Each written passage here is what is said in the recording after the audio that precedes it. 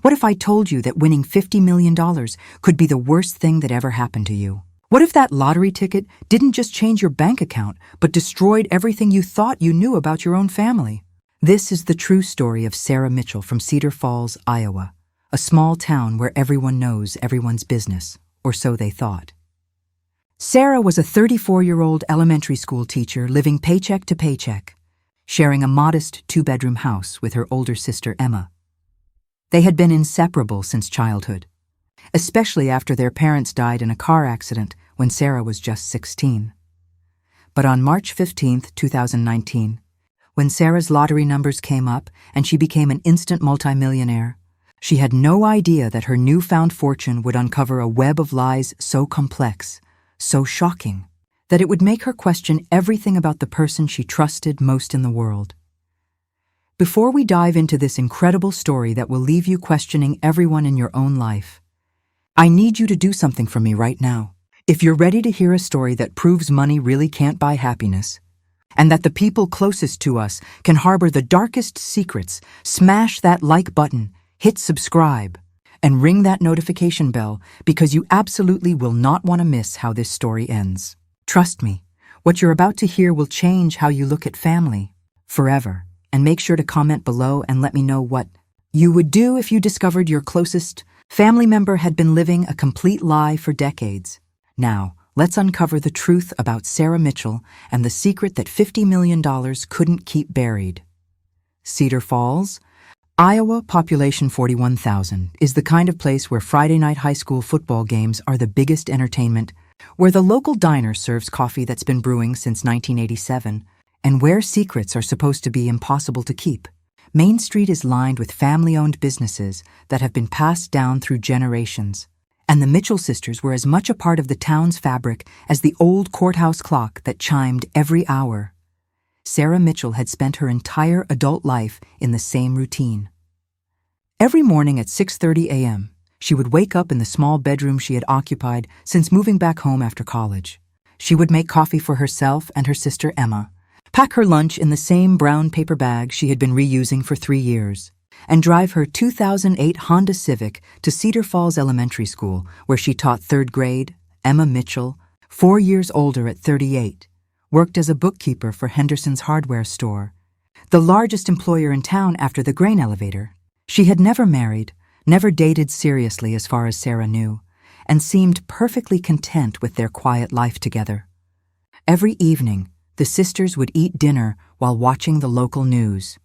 Then Emma would retreat to her room to read while Sarah graded papers at the kitchen table. Their routine was so predictable that Mrs. Henderson from next door could set her watch by when Sarah's car pulled into the driveway each afternoon. The sisters split all expenses down the middle, from groceries to utilities to the mortgage on their modest house on Elm Street. They had inherited the house from their parents, along with exactly $847 in savings and a mountain of medical debt that had taken them 12 years to pay off. Sarah had always admired Emma's financial discipline. While Sarah occasionally splurged on a new book or a coffee from the fancy shop downtown, Emma seemed to live on almost nothing. She wore the same 5 outfits in rotation, drove a 1999 Toyota Camry that she maintained herself, and never seemed to want anything beyond the basics. When Sarah would suggest they take a vacation or go out to dinner somewhere nicer than Mel's Diner, Emma would always say they needed to be practical, that they couldn't afford luxuries. This frugal lifestyle made sense to Sarah. They were 2 single women in a small Iowa town, both working modest jobs. Emma made about $32,000 a year at the hardware store, and Sarah, Steeching salary was $38,000. After taxes, mortgage, and living expenses, there wasn't much left over. Sarah had exactly $1,200 in her savings account, and she assumed Emma had about the same. The lottery ticket that changed everything was purchased on a whim. Sarah had stopped at Casey's General Store to buy milk and bread, and when she saw that the Powerball jackpot had reached $127 million, she decided to spend $5 on a quick pick ticket. She had never won more than $10 in her life, and she bought the ticket more as a fantasy than a real hope. Emma had always said that lottery tickets were a waste of money, a tax on people who couldn't do math. When Sarah mentioned buying the ticket over dinner that night, Emma just shook her head and said, "You might as well throw that $5 in the trash." Sarah laughed and agreed, tucking the ticket into her purse and forgetting about it completely. 3 days later, on a Tuesday morning while Sarah was helping her students with a math worksheet about probability, the winning numbers were drawn. Sarah didn't even remember to check her ticket until Thursday evening when she was cleaning out her purse. She pulled up the winning numbers on her phone, more out of curiosity than expectation. The first number matched, then the second. By the third matching number, Sarah's hands were shaking. When all 6 numbers matched perfectly, Sarah Mitchell realized she had just won $57 million. Sarah stared at her phone screen for a full 5 minutes, checking and rechecking the numbers. She looked at the lottery ticket, then at her phone, then at the ticket again. The numbers were identical. She had won the Powerball jackpot. Her first instinct was to scream, but something held her back. She was sitting at the kitchen table, and Emma was in the living room watching television. For some reason she couldn't explain, Sarah felt the need to process this moment alone before sharing it with anyone, even her sister. $57 million. Even after taxes, it would be more than $30 million. More money than Sarah had ever imagined having. More money than anyone in Cedar Falls had ever had. More money than she could spend in 10 lifetimes. Sarah's mind raced through the possibilities. She could quit teaching. They could travel the world. They could buy a mansion or several mansions. They could help everyone they knew. They could donate to charities. They could do anything they wanted for the rest of their lives. But as the initial shock wore off, Sarah began to think more practically. She had heard stories about lottery winners who went broke within a few years, who were harassed by strangers asking for money, who had their lives ruined by sudden wealth. She needed to be smart about this. She needed advice. Sarah decided to tell Emma first, before anyone else. Emma was the most level-headed person she knew, the one who had always managed their finances and made sure they stayed on budget. Emma would know what to do. Sarah walked into the living room where Emma was watching a rerun of Law and Order. "Emma, I need to tell you something," Sarah said, her voice trembling with excitement and nervousness. Emma looked up from the television. "What's wrong?" "You look like you've seen a ghost." Sarah sat down on the couch next to her sister and pulled out the lottery ticket. "I won," she said simply. "Won what?"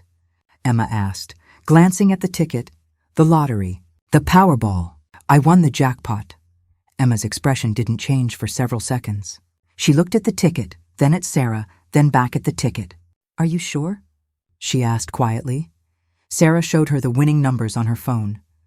Emma compared them to the ticket, checking each number twice.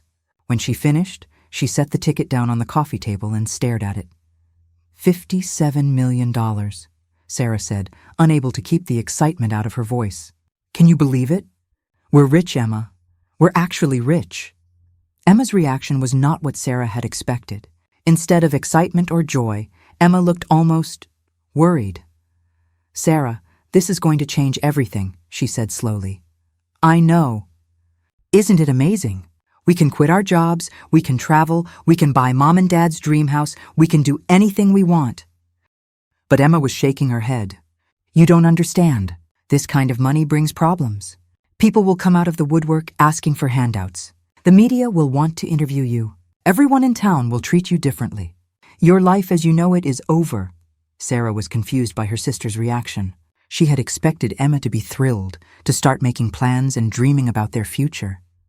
Instead, Emma seemed almost frightened by the news. "Emma, what's wrong?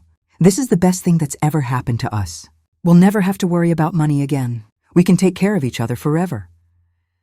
Emma stood up abruptly and began pacing around the living room. "Sarah, you need to think about this carefully. You need to get a lawyer, an accountant, a financial advisor.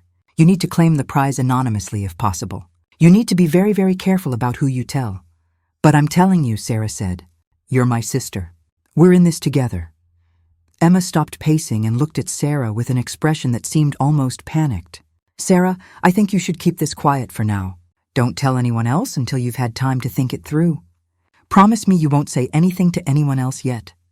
Sarah was hurt by Emma's reaction, but she agreed. "Okay, I won't tell anyone else tonight. But Emma, why aren't you happy about this? This is going to be amazing for both of us. Emma sat back down and took Sarah's hands in hers. I am happy for you, Sarah. I really am. I'm just worried about how this is going to change things. I want to make sure you're protected. That night, Sarah lay in bed unable to sleep, her mind racing with plans and possibilities. Down the hall, she could hear Emma moving around in her room. And at one point, she thought she heard Emma talking on the phone, which was strange because Emma never made phone calls after 9 o'clock. The next morning, Emma seemed more like herself. She made coffee and breakfast as usual, and she even smiled when she wished Sarah good luck at school. Have you thought more about what you're going to do? Emma asked. I think I'm going to call the lottery office today and find out what the next steps are, Sarah said. And I want to find a good lawyer. Emma nodded approvingly. That's smart. And Sarah, I meant what I said about keeping this quiet for now. The fewer people who know, the better. Sarah agreed, though she was bursting to share the news with someone. She managed to get through the school day without saying anything, but it was one of the hardest days of her life. Every time one of her students complained about not having enough money for lunch, or when she overheard teachers talking about their tight budgets, Sarah wanted to shout that she could solve all their problems. That afternoon, Sarah called the Iowa lottery office and spoke with a representative who explained the process for claiming large prizes. She would need to come to Des Moines with the ticket, proper identification, and preferably a lawyer. The representative also explained that Iowa was one of the few states that allowed lottery winners to remain anonymous, which Sarah decided she definitely wanted to do. When Sarah got home that evening, she found Emma sitting at the kitchen table with a stack of papers in front of her. I've been doing some research, Emma said. I found the names of some lawyers who specialize in lottery winnings, and I've made a list of financial advisors who work with high net worth individuals. Sarah was touched by Emma's thoughtfulness. Thank you for helping me with this. I don't know what I'd do without you. Emma smiled, but Sarah noticed that the smile didn't quite reach her eyes. We're sisters, Sarah. We take care of each other. The trip to Des Moines to claim the lottery prize was scheduled for the following Monday. Sarah had taken a personal day from school, telling her principal that she had a family emergency to deal with. Emma had also requested the day off from Henderson's Hardware, saying she needed to help Sarah with an important legal matter. Sarah had chosen to take the lump sum payment, which after taxes would be approximately $32 million. Even with the reduced amount, it was more money than Sarah could truly comprehend. The lawyer Emma had found, Robert Chen from a prestigious Des Moines firm, had agreed to meet them at the lottery office to help with the paperwork and to set up the necessary financial structures to protect Sarah's newfound wealth. On Sunday night, as Sarah was packing a small overnight bag for their trip to Des Moines, she noticed that Emma seemed unusually nervous. Emma kept checking her phone, which was odd because Emma rarely used her phone for anything other than work calls. When Sarah asked if everything was okay, Emma said she was just anxious about the big day ahead. I keep thinking this is all a dream, Sarah said, as she folded clothes into her suitcase. Tomorrow I'm going to wake up and still be a broke school teacher. Emma was sitting on Sarah's bed, watching her pack.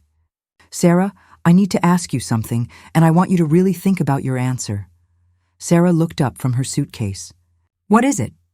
What are you planning to do with the money? I mean, specifically. Have you thought about how you want to invest it? Where you want to live? What kind of lifestyle you want? Sarah sat down next to Emma on the bed. Honestly, I haven't thought that far ahead. I know I want to quit teaching, at least for a while. I want to travel and see the world. I want to buy a nice house, maybe not here in Cedar Falls, but somewhere not too far away. And I want to make sure you're taken care of too, Emma. I want us to be able to enjoy this together. Emma was quiet for a long moment.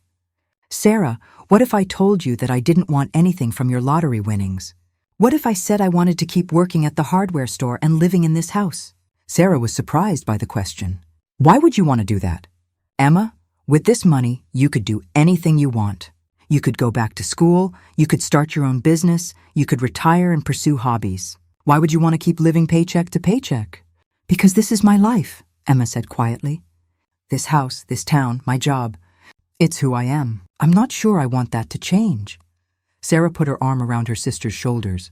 Emma, change can be good. We've been struggling financially our whole lives.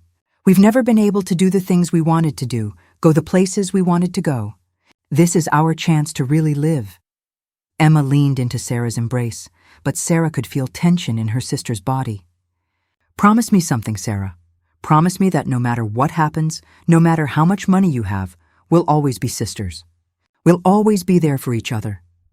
"Of course," Sarah said, squeezing Emma tighter. "Emma, you're the most important person in my life. Money isn't going to change that." But even as Sarah said the words, she couldn't shake the feeling that something was wrong. Emma's behavior over the past few days had been strange, and Sarah couldn't figure out why her sister wasn't more excited about their change in fortune. The next morning, they drove to Des Moines in Sarah's Honda Civic. Emma had suggested they take her car since it was more reliable, but Sarah wanted to drive her own car one last time before she could afford to buy something better. The 2-hour drive was mostly quiet, with Emma staring out the window at the Iowa countryside and Sarah's mind racing with thoughts about her future. The lottery office was located in a nondescript government building downtown. Robert Chen, the lawyer, was waiting for them in the lobby. He was a tall, thin man in his 50s with graying hair and a serious demeanor. He shook hands with both sisters and explained that the process would take several hours. "Before we go upstairs," Chen said, "I want to make sure you understand what's going to happen today. Once you sign these papers and claim this prize, your life is going to change dramatically. Even though Iowa allows anonymous winners, word has a way of getting out. Are you prepared for that?" Sarah nodded confidently. "I've thought about it, and I'm ready." Chen looked at Emma. "And you're here as moral support?" "I'm here to make sure my sister makes good decisions," Emma replied. Something in Emma's tone made Chen pause. He looked between the two sisters with a puzzled expression. "Ms. Mitchell, you do understand that this prize belongs solely to your sister, correct? As the purchaser of the winning ticket, she is the only legal claimant." "Of course," Emma said quickly. "I'm just here to help." But Sarah noticed that Emma's hands were clenched tightly in her lap, and there was a thin sheen of sweat on her forehead despite the cool temperature in the building. The claiming process took 4 hours. Sarah signed dozens of documents, provided identification, and answered questions about how she wanted the money distributed. Chen had recommended setting up a trust to protect the funds and minimize tax implications. By the end of the day, Sarah Mitchell was officially worth $32 million. As they walked back to the car, Sarah felt a mixture of elation and unreality. She was rich. Actually, genuinely rich. She could buy anything she wanted, go anywhere she wanted, do anything she wanted. The feeling was intoxicating. Emma, however, seemed more subdued than ever. During the drive home, she barely spoke, and when Sarah tried to engage her in conversation about their plans, Emma gave only short, non-committal answers. "Emma, what's wrong?" Sarah finally asked as they pulled into Cedar Falls. "You've been acting strange ever since I won. I thought you'd be happy for me." Emma was quiet for a long moment. "I am happy for you, Sarah. I'm just processing everything. This is a big change." "It's a big change for both of us," Sarah said. "Emma, I meant what I said about taking care of you. You're my sister. I want to share this with you." Emma turned to look at Sarah, and for just a moment, Sarah saw something in her sister's eyes that looked almost like fear. "Sarah, what if I told you that there are things about me that you don't know?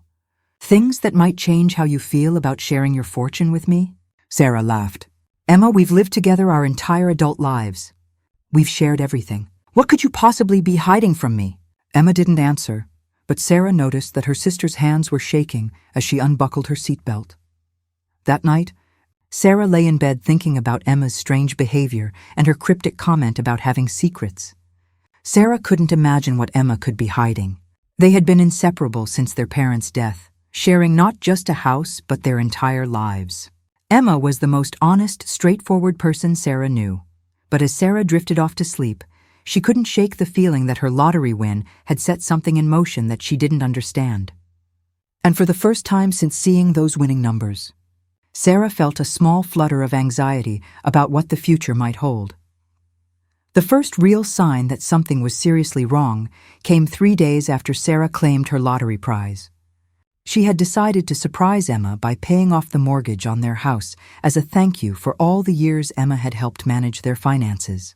Sarah called the bank to get the exact payoff amount, expecting it to be around $47,000 based on their monthly payments. "I'm sorry, Ms. Mitchell," the bank representative said after looking up their account, "but your mortgage was paid in full 18 months ago." Sarah was certain there had been a mistake. "That's impossible. We've been making monthly payments of $890. I can show you the canceled checks." According to our records, the mortgage was satisfied with a lump sum payment of $52,847 in September of 2017. The payment was made by Emma Mitchell. Sarah hung up the phone in confusion. $52,000 was more than Emma made in an entire year. Where would she have gotten that kind of money? And why hadn't she told Sarah that the house was paid off? They had continued making mortgage payments for 18 months after the house was already owned free and clear. Sarah's mind raced through possible explanations. Maybe Emma had inherited money from a distant relative. Maybe she had been saving money for years without telling Sarah. Maybe there had been some kind of insurance settlement that Sarah didn't know about. But as Sarah thought about it more, none of those explanations made sense. Emma had never mentioned any relatives with money. She lived so frugally that Sarah couldn't imagine how she could have saved $50,000 without Sarah noticing. And if there had been an insurance settlement, why would Emma keep it secret? Sarah decided to check their other accounts. She called the utility company and discovered that their electric bill had been paid a year in advance. The gas company told her the same thing. Even their car insurance had been prepaid for 2 years. By the time Emma came home from work that evening, Sarah had discovered that virtually every bill they had been paying monthly had actually been prepaid by Emma months or even years in advance. The money Sarah thought they were spending on living expenses had apparently been going into Emma's personal account. Sarah was waiting at the kitchen table when Emma walked through the door. "Emma, we need to talk." Emma took one look at Sarah's expression and her face went pale. "What's wrong?" "I called the bank today to pay off our mortgage," Sarah said slowly. "Imagine my surprise when they told me it was already paid off. 18 months ago, by you." Emma set down her purse and sat across from Sarah at the table. For a long moment, neither sister spoke. "How did you pay off a $50,000 mortgage on a $32,000 salary, Emma? And why didn't you tell me?" Emma's hands were folded tightly in her lap, and Sarah could see that she was struggling with how to respond. "Sarah, I can explain. I'm listening." Emma took a deep breath. "I've been saving money for years, more than you realized. I wanted to surprise you by paying off the house." "Saving money from where, Emma?" "I know exactly how much you make, and I know exactly how much our expenses are. There's no way you could have saved $50,000 without me knowing about it." Emma was quiet for a long moment. "I've had some side income that I didn't tell you about." "What kind of side income?" "Freelance bookkeeping for businesses in other towns. I've been doing it online in the evenings." Sarah wanted to believe her sister, but the explanation didn't feel right. "Emma, if you've been making enough money to pay off our mortgage and prepay all our bills, why have we been living like we're broke? Why have you been telling me we can't afford things when apparently we can afford anything we want?" Emma stood up abruptly and walked to the window. "Sarah, I didn't want our lifestyle to change. I liked our simple life. I didn't want money to complicate things between us. But Emma, you've been lying to me for years. Every time I've felt guilty about spending money on something small, every time I've worried about our finances, you've known that we were actually fine. How could you let me stress about money when you had already taken care of everything?" Emma turned back to face Sarah, and there were tears in her eyes. "I was trying to protect you." "Protect me from what?" Emma didn't answer, but Sarah could see that her sister was struggling with something much bigger than a simple explanation about side income. "Emma, I need you to tell me the truth. All of it. Where did this money really come from?" Emma sat back down at the table and put her head in her hands. "Sarah, if I tell you the truth, it's going to change everything between us. You're going to look at me differently.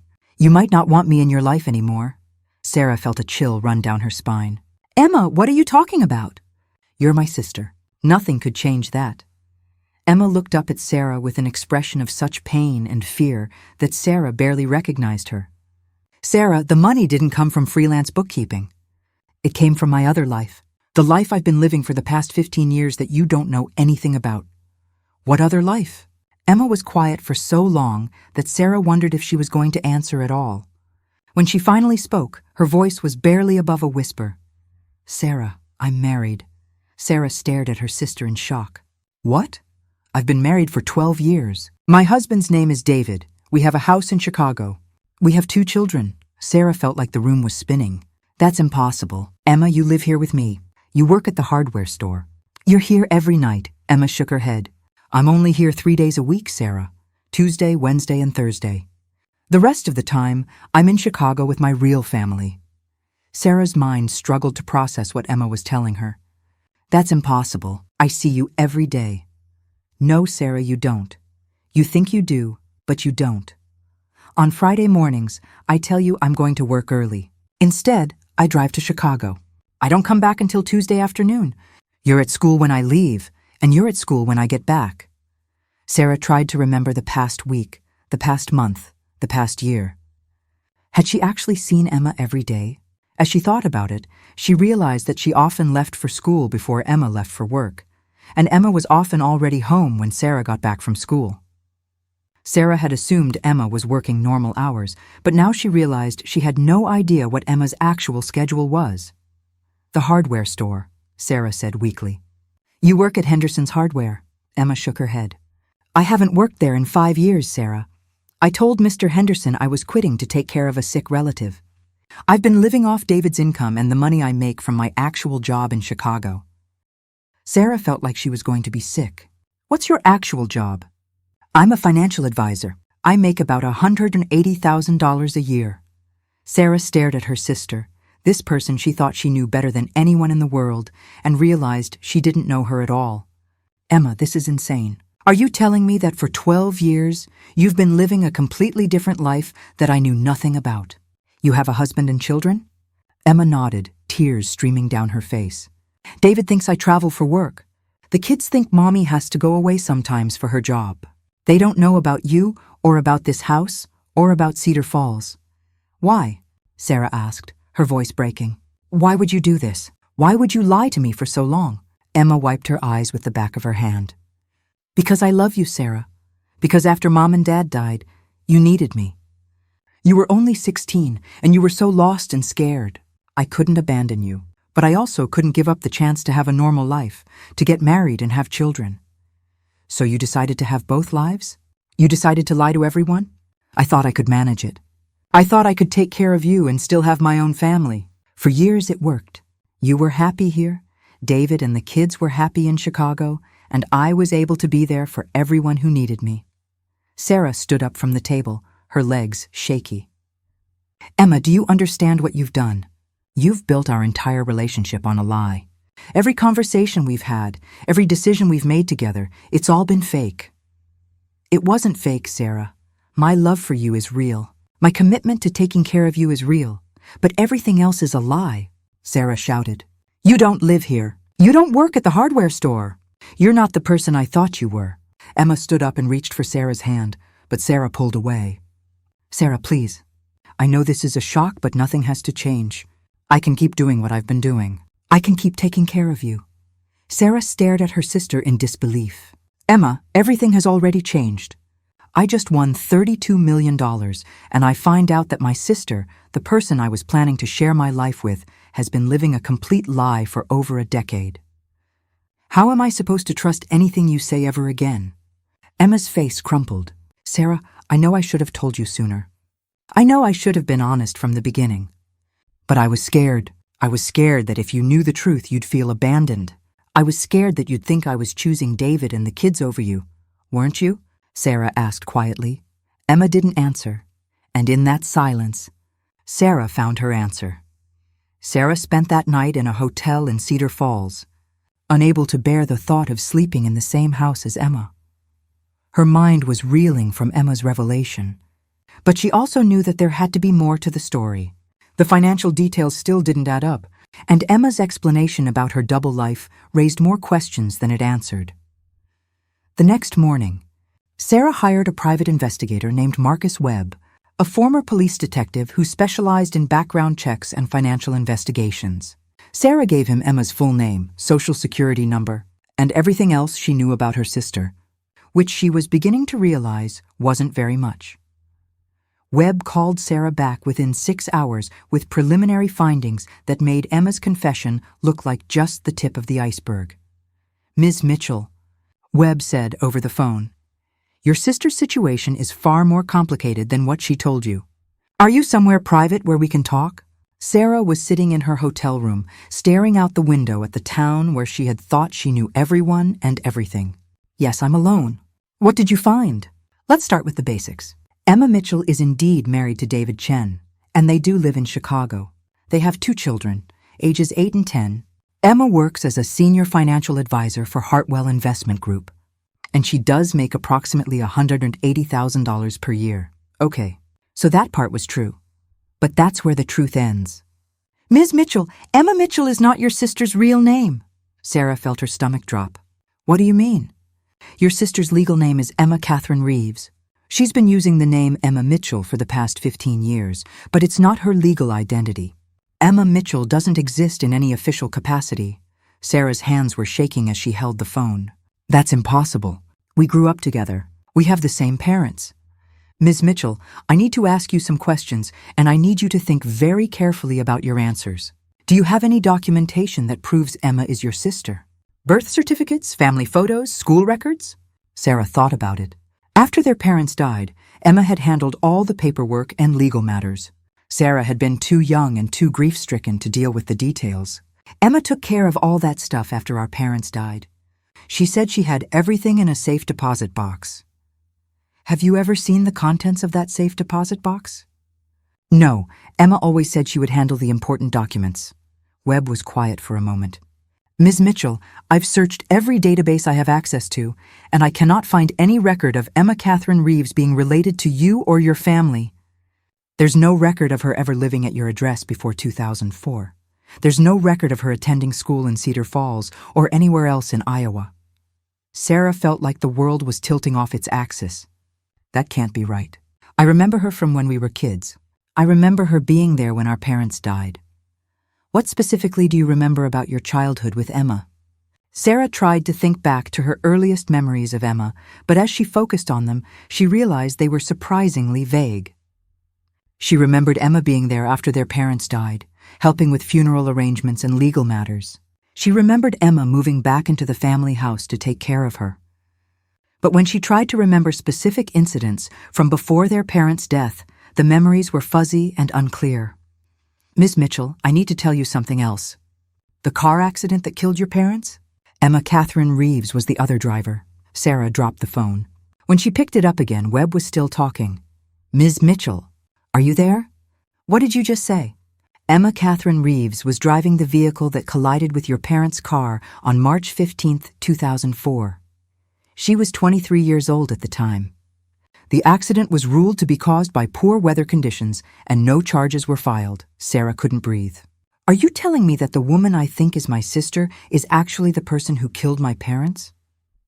"I'm telling you that Emma Catherine Reeves was involved in the accident that killed your parents, and that shortly after the accident, she began using the identity Emma Mitchell and moved into your family home." Sarah's mind was racing. "But why? Why would she do that?" "I don't know yet, but I'm going to find out. Ms. Mitchell, I need you to stay away from Emma until I can complete my investigation. If what I'm discovering is true, this woman has been living a lie for 15 years, and I don't know what she might be capable of." Sarah hung up the phone and sat in stunned silence.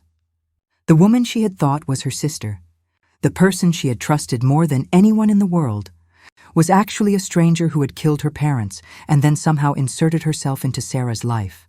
But why? What could Emma possibly gain from pretending to be Sarah's sister for 15 years? And how had she managed to convince Sarah that they had grown up together? Sarah's phone rang again. It was Webb. "Ms. Mitchell, I've found something else. Something that explains why Emma has been so interested in your finances." "What is it?" "Your parents had a life insurance policy worth $500,000. The beneficiary was listed as their daughter, Sarah Mitchell. But the policy was never claimed." "What do you mean it was never claimed?" "According to the insurance company, no one ever filed a claim for the death benefits.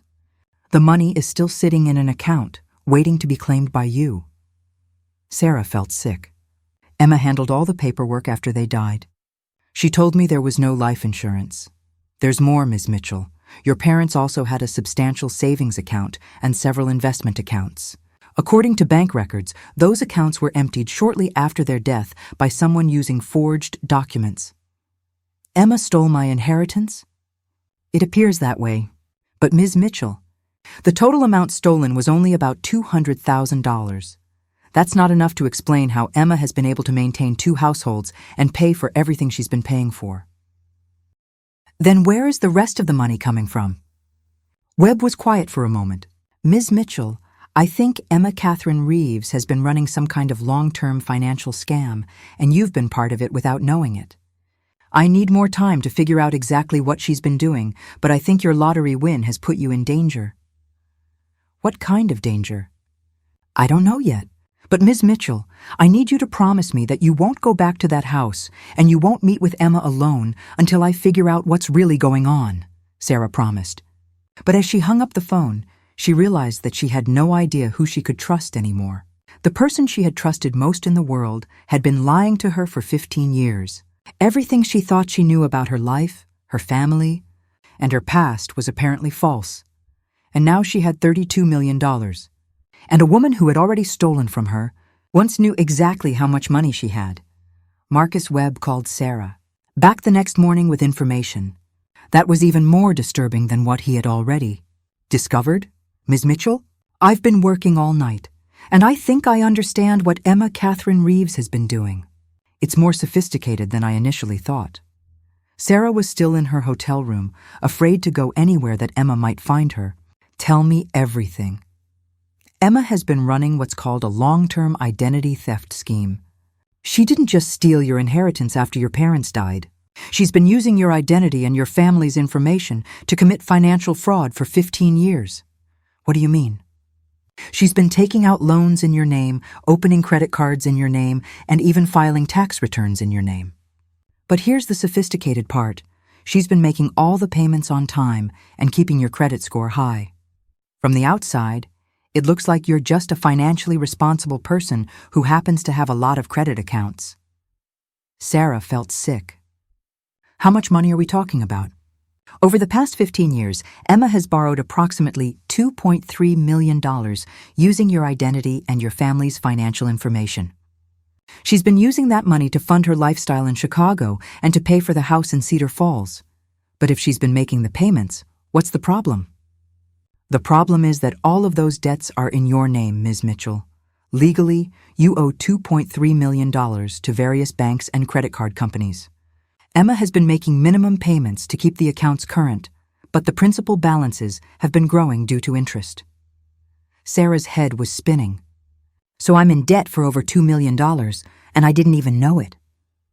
That's correct, but it gets worse. I think Emma's plan was to eventually declare bankruptcy in your name, which would wipe out the debts but destroy your credit and potentially expose you to criminal charges for fraud. When was she planning to do this? I think your lottery win changed her timeline, Ms. Mitchell. I believe Emma was planning to disappear soon, leaving you to deal with the financial mess she created. But now that you have $32 million, I think she's changed her plan. Sarah felt a chill run down her spine. What do you think she's planning now? I think she's going to try to get access to your lottery winnings, and then she's going to disappear permanently. The debts will still be in your name, but she'll be gone with your money. How could she get access to my lottery money? Think about it, Ms. Mitchell. Emma has been managing your finances for 15 years. She knows all your personal information, your social security number, your banking information. She's probably been forging your signature for years. If she can convince a bank or financial institution that she has power of attorney over your accounts, she could potentially transfer your money to accounts she controls. Sarah realized that Emma had been present for all of her meetings with the lawyer and had heard all the details about how Sarah's lottery winnings were being structured. Emma knew exactly where the money was and how to access it. Mr. Webb, what should I do? First, you need to contact your lawyer immediately and change all the access codes and passwords on your accounts. Second, you need to contact the police and file a report about the identity theft. Third, you need to stay away from Emma until the authorities can arrest her. Sarah called Robert Chen, her lawyer, and explained the situation. Chen was shocked by what Sarah told him, but he immediately began taking steps to protect her lottery winnings. He changed all the passwords and access codes on her accounts and added additional security measures that would prevent anyone else from accessing her money. "Ms. Mitchell," Chen said, "I have to ask you something, and I want you to think carefully about your answer. When we were at the lottery office, did Emma ever handle any of the paperwork or see any of the account information?" Sarah thought back to that day. "She was with me the whole time and she saw everything. Why?" "Because someone tried to access your lottery account online this morning using what appeared to be legitimate login credentials. The attempt was blocked by our security measures, but it means someone has been trying to get your money." Sarah felt like she was going to be sick. It had to be Emma. "Ms. Mitchell, I think you need to contact the FBI. This is no longer just a local matter. If Emma has been committing identity theft and financial fraud across state lines for 15 years, this is a federal crime." Sarah called the FBI field office in Des Moines and spoke with Special Agent Jennifer Martinez, who specialized in financial crimes. Agent Martinez listened to Sarah's story and agreed to open an investigation immediately. "Ms. Mitchell, what you're describing is one of the most sophisticated, long-term identity theft schemes I've ever heard of. If this woman has been using your identity to commit fraud for 15 years while maintaining a separate identity in another state, she's looking at serious federal charges. Agent Martinez, I'm scared. She knows I have $32 million and she's already tried to access my accounts. What if she tries to hurt me? We're going to put you in protective custody until we can locate and arrest Emma Catherine Reeves. But Ms. Mitchell, I need to warn you about something. If this woman has been living a double life for 15 years, and if she's been planning this scheme for that long, she's extremely dangerous. People who are capable of this level of deception and manipulation are often capable of violence when they feel cornered." Agent Martinez arranged for Sarah to be moved to a safe house while the FBI began their investigation. As Sarah packed her few belongings from the hotel room, she couldn't help but think about all the years she had spent trusting Emma, loving her, depending on her. Everything had been a lie. The woman she thought was her sister was actually a criminal who had killed her parents, stolen her identity, and spent 15 years planning to rob her. And if Sarah hadn't won the lottery, she might never have discovered the truth. But as Sarah was driven to the safe house by federal agents, she realized that the worst part wasn't the money or even the lies. The worst part was that she had spent 15 years loving someone who didn't exist. Emma Mitchell, the caring sister who had taken care of her after their parents died, was a fiction. The real Emma Catherine Reeves was a stranger who saw Sarah as nothing more than a mark in a long-term con game. 3 days later, Agent Martinez called Sarah with an update on the investigation. "Ms. Mitchell, we've located Emma Catherine Reeves. She's at her house in Chicago with her family. We're planning to arrest her tomorrow morning, but there's something I need to tell you first." "What is it?" "We've been monitoring her communications, and we believe she's planning to disappear tonight. She's booked flights to Switzerland for herself and her family under false names. We think she's planning to access your lottery money and then flee the country." Sarah felt a surge of anger. "She's going to take her children and run?" "It appears that way. But Ms. Mitchell, there's something else. We found evidence that Emma has been planning this for much longer than we initially thought. We found documents in her house that suggest she's been researching your family for years before your parents' accident." "What do you mean?" "We think Emma deliberately targeted your family. The car accident that killed your parents may not have been an accident at all." Sarah felt like the room was spinning. "Are you saying she murdered my parents?" "We're investigating that possibility. But Ms. Mitchell, we need your help.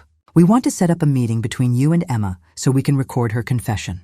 If we can get her to admit to what she's done, it will make the case much stronger." Sarah was terrified at the thought of seeing Emma again, but she knew it was the right thing to do. "What do you need me to do?" Agent Martinez explained the plan. Sarah would call Emma and ask to meet her at the house in Cedar Falls. The FBI would have the house under surveillance and would record everything that was said. If Emma confessed to any of her crimes, the agents would move in and arrest her. "Ms. Mitchell, I need you to understand that this could be dangerous. If Emma realizes what's happening, she might become violent.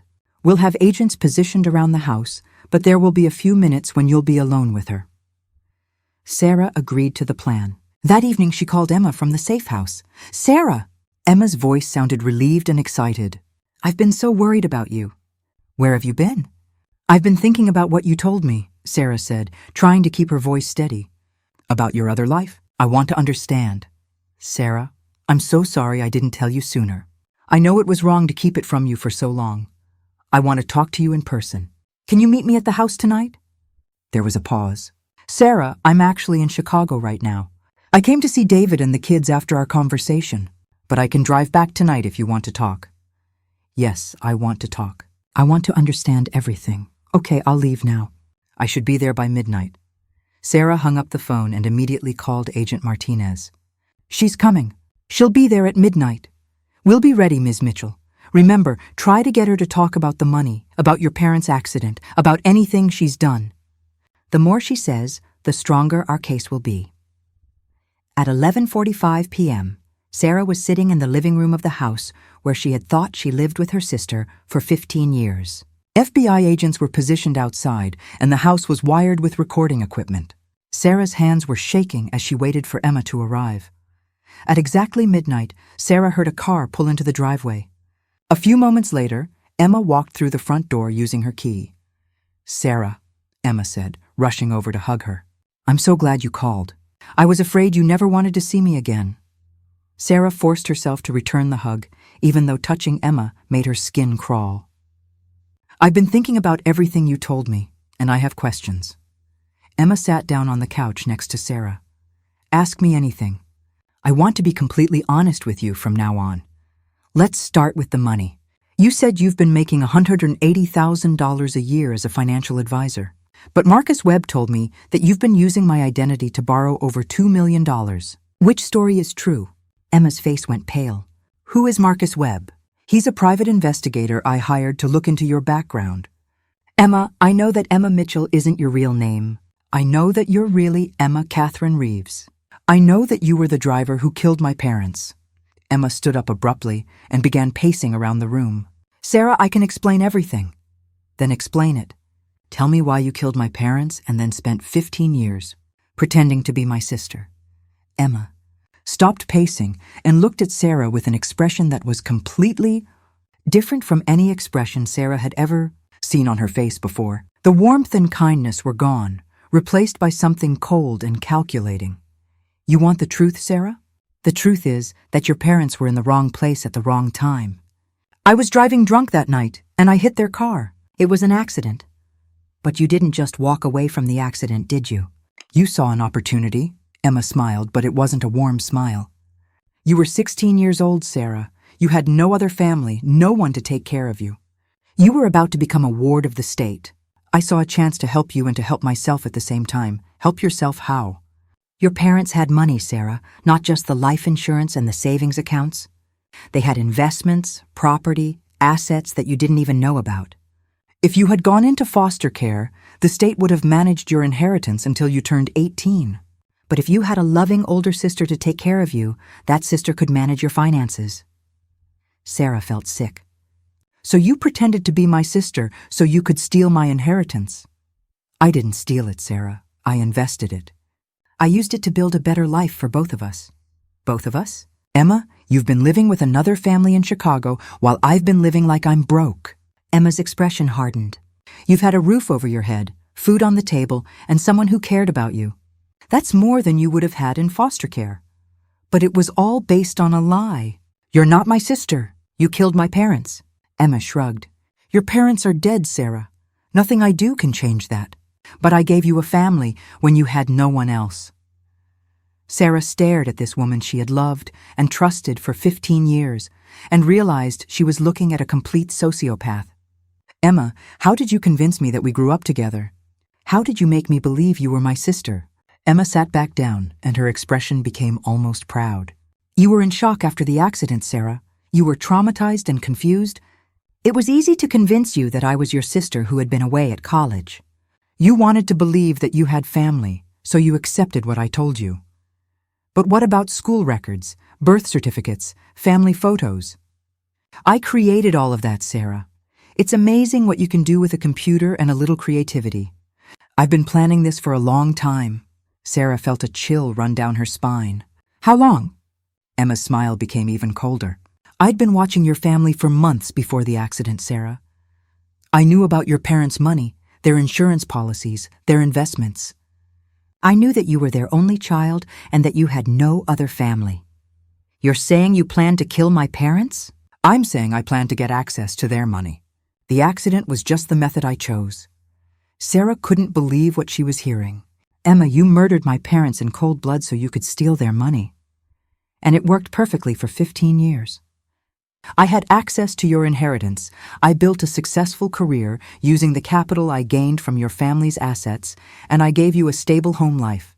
Everyone won. Everyone won? Emma, you destroyed my life. You stole my identity, you stole my money, and you stole 15 years of my life. Emma's expression turned angry. Emma's expression turned angry. I gave you 15 years of care and support that you never would have had otherwise. You should be grateful. Grateful? You want me to be grateful that you murdered my parents and then spent 15 years lying to me? Emma stood up again, and Sarah could see that she was becoming agitated. Sarah, you need to understand something. I could have just taken the money and disappeared after your parents died. Instead, I stayed and took care of you. I made sure you had a home, an education, a stable life. Because you needed me to maintain the fraud. You couldn't just disappear with the money, because that would have raised suspicions. You needed me alive and cooperative so you could keep using my identity. Emma's mask was completely off now. You're right, Sarah. I did need you. But that doesn't change the fact that I took care of you. And now that I've won the lottery, you don't need me anymore, do you? That's why you were planning to disappear tonight. Emma looked surprised. How did you know about that? The FBI has been watching you, Emma. They know about the flights to Switzerland. They know about the fake passports. They know everything. For the first time since she had arrived, Emma looked genuinely afraid. The FBI? They're outside right now, Emma. This entire conversation has been recorded. You just confessed to murdering my parents and committing 15 years of identity theft and fraud. Emma looked around the room as if she was just realizing that she had walked into a trap. Sarah, you don't understand what you've done. If I go to prison, David and the kids will have nothing. They don't know about any of this. They think I'm a legitimate businesswoman. You should have thought about that before you decided to build your life on murder and lies. Emma's expression turned desperate. Sarah, we can work this out. You have $32 million now. You don't need the money I borrowed using your identity. We can pay off all the debts and I can disappear. You'll never see me again. Emma, you killed my parents. There's no working this out. Emma reached into her purse and pulled out a gun. Sarah, I'm not going to prison. I've worked too hard and come too far to let it all fall apart now. Sarah felt terror wash over her, but she forced herself to stay calm. Emma, there are FBI agents surrounding this house. If you hurt me, you'll never get out of here alive. Maybe not. But I'm not going to spend the rest of my life in prison either. Emma pointed the gun at Sarah. You're going to call your lawyer and transfer $5 million to an account I control. Then I'm going to walk out of here. Emma, even if I wanted to do that, I can't. The FBI has frozen all my accounts.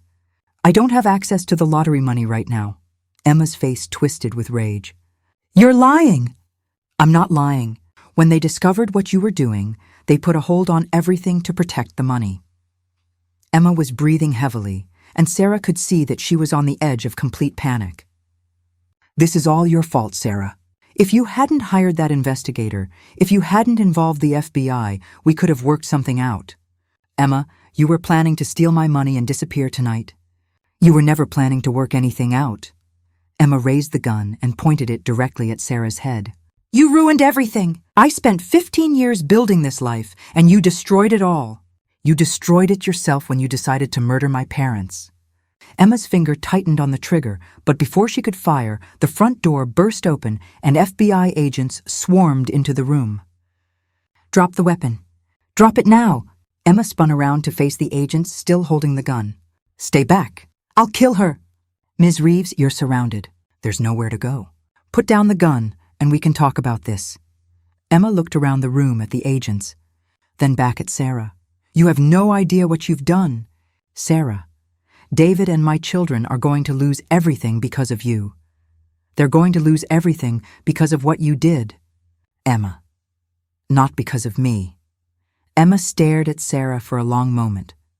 And Sarah could see the exact moment when Emma realized that her 15-year plan had completely fallen apart. Emma lowered the gun and dropped it on the floor. Emma Catherine Reeves, you're under arrest for murder, identity theft, fraud, and attempted murder. As the FBI agents handcuffed Emma and read her rights, she looked back at Sarah one last time.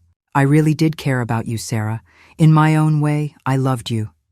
Sarah looked at this woman who had destroyed her family and stolen 15 years of her life. No, Emma, you loved what I could do for you. You never loved me. Emma was led away in handcuffs, and Sarah collapsed onto the couch, shaking uncontrollably. Agent Martinez sat down next to her. Ms. Mitchell, it's over. She can't hurt you anymore. But Sarah knew it wasn't really over. Emma Catherine Reeves would go to prison, probably for the rest of her life. But Sarah would have to live with the knowledge that everything she had believed about her life for 15 years had been a lie.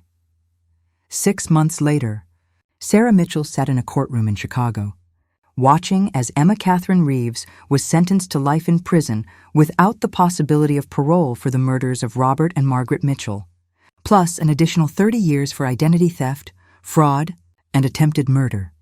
The trial had been a media sensation.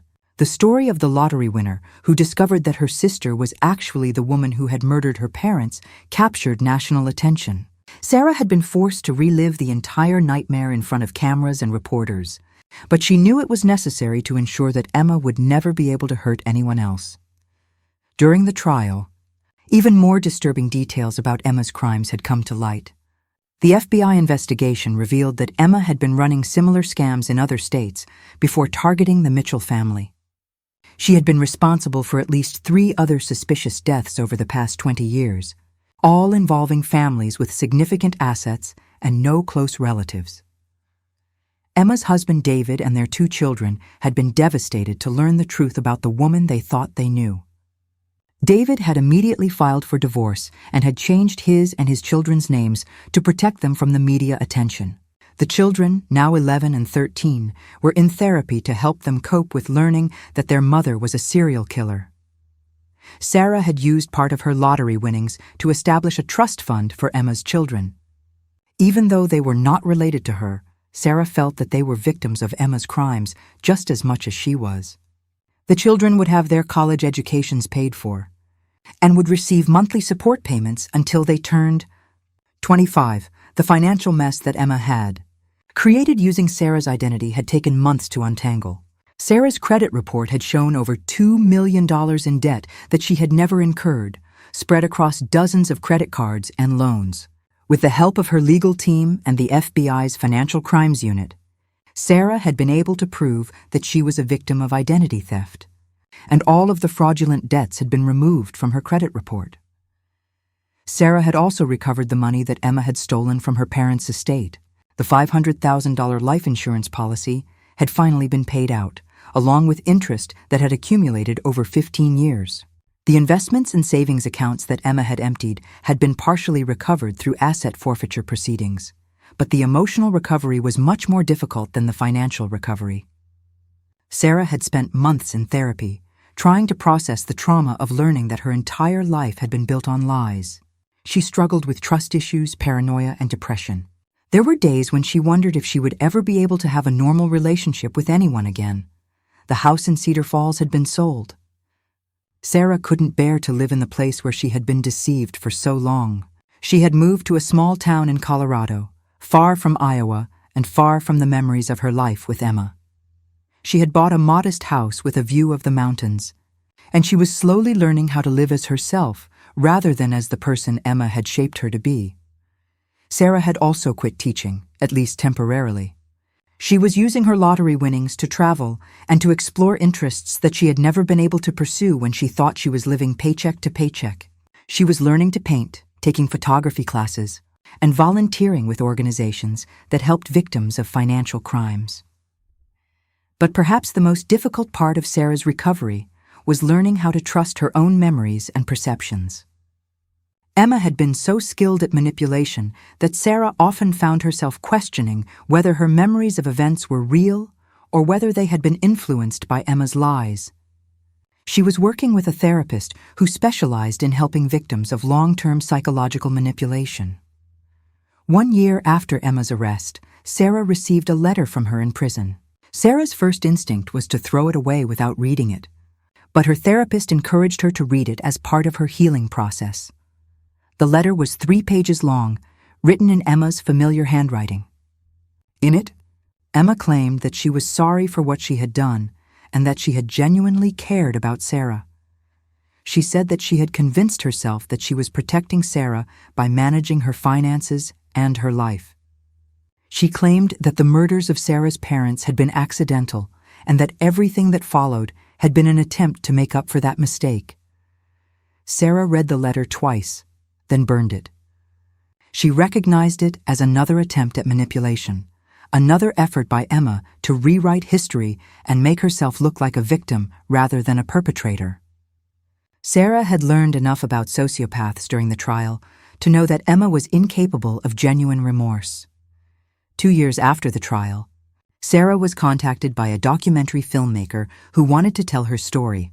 Sarah initially declined, but eventually agreed to participate when she learned that the documentary would focus on helping other victims of long-term financial fraud and identity theft. During the filming process, Sarah met other people who had been victimized by similar schemes. She learned that Emma's methods were not unique and that there were thousands of people across the country who had been targeted by criminals who used personal relationships to commit financial crimes. Sarah decided to use her platform and her resources to help other victims. She established the Mitchell Foundation, which provided financial assistance and legal support to people who had been victimized by identity theft and financial fraud. The foundation also funded research into the psychological tactics used by long-term con artists and worked to educate the public about how to protect themselves from such schemes. 3. Years after winning the lottery, Sarah had found a sense of purpose that she had never had before. While she would never fully recover from the trauma of Emma's betrayal, she had learned to channel her experience into something positive that could help other people. Sarah had also slowly begun to build new relationships, though trust remained difficult for her. She had met a man named James through her volunteer work, and they had been dating for several months. James knew her entire story and was patient with her trust issues. For the first time since learning the truth about Emma, Sarah was beginning to believe that she might be able to have a normal, healthy relationship. On the 4th anniversary of her lottery win, Sarah returned to Cedar Falls for the first time since moving to Colorado. She visited the cemetery where her parents were buried and left flowers on their graves. She also visited the site where their house had stood before it was demolished to make way for a new development. Standing in the place where she had lived with Emma for 15 years, Sarah reflected on how much her life had changed. The lottery win that she had thought would bring her happiness had instead revealed the most devastating betrayal imaginable. But it had also given her the resources and the motivation to rebuild her life on her own terms. Sarah had learned that money couldn't buy happiness, but it could buy freedom. Freedom from the lies that had defined her life for so long. Freedom to discover who she really was without Emma's manipulation. Freedom to help other people who had been victimized in similar ways. As Sarah drove away from Cedar Falls for what she knew would be the last time, she thought about the woman she had been before winning the lottery. That woman had been living a lie, but she had been happy in her ignorance. The woman she was now knew the truth, and while that truth was painful, it had also set her free. Sarah Mitchell had won $57 million in the lottery, but she had lost everything she thought she knew about her life. In the end, though, she had gained something more valuable than money, the knowledge of who she really was, and the strength to build a new life based on truth rather than lies. The lottery ticket that had changed everything was now framed and hanging in Sarah's office at the Mitchell Foundation. It served as a reminder that sometimes the things we think will make us happy can actually lead us to discover truths we never wanted to know. But it also reminded her that even the most devastating revelations can ultimately lead to freedom, if we have the courage to face them and the strength to rebuild. Sarah Mitchell's story is a reminder that the people we trust most can sometimes be the ones who hurt us the deepest. It's a story about the power of deception, the importance of truth, and the possibility of healing even after the most devastating betrayals. Emma Catherine Reeves remains in prison, where she will spend the rest of her life. She has never shown genuine remorse for her crimes, and she continues to maintain that she was trying to help Sarah rather than exploit her. But Sarah has learned that some people are incapable of genuine love or empathy, and that recognizing this fact is essential for protecting yourself from future harm.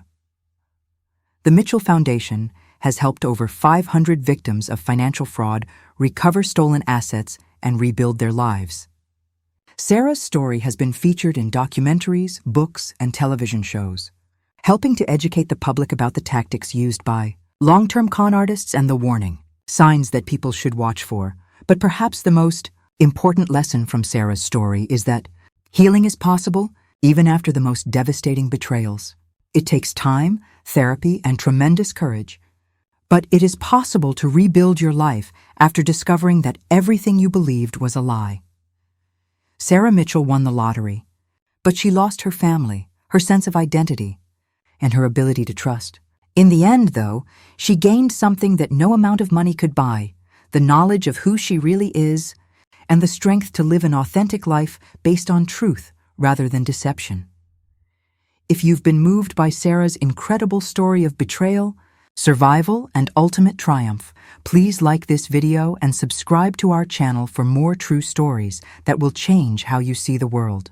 Share this video with someone who needs to hear Sarah's message of hope and healing, and let us know in the comments what you think you would have done in Sarah's situation. Remember, the truth may be painful, but it's always better than living a lie. And sometimes, the worst things that happen to us can ultimately lead to the best things, if we have the courage to face them and the strength to rebuild. Thank you for watching, and remember to always trust your instincts when something doesn't feel right. Sarah's story shows us that sometimes the people closest to us are the ones we should be most careful about trusting.